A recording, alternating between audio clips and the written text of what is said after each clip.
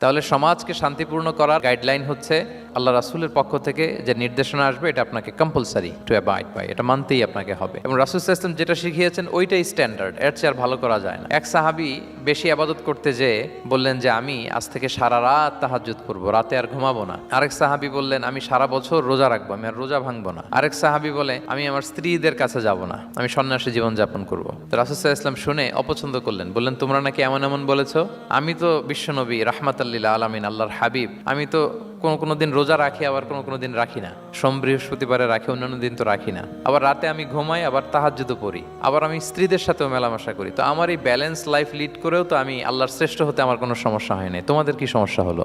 সুবহানাল্লাহ। দেখেন, ইসলাম খুব ব্যালেন্সড অ্যাপ্রোচে বিশ্বাস করে, ভারসাম্যপূর্ণ জীবন বিধান। তার মানে রাসূল সাল্লাল্লাহু আলাইহি ওয়াসাল্লাম যেটা শিখিয়েছেন ওইটাই স্ট্যান্ডার্ড। আপনি কি রাসূল সাল্লাল্লাহু আলাইহি ওয়াসাল্লামের চেয়ে বেশি মুত্তাকি হতে পারবেন?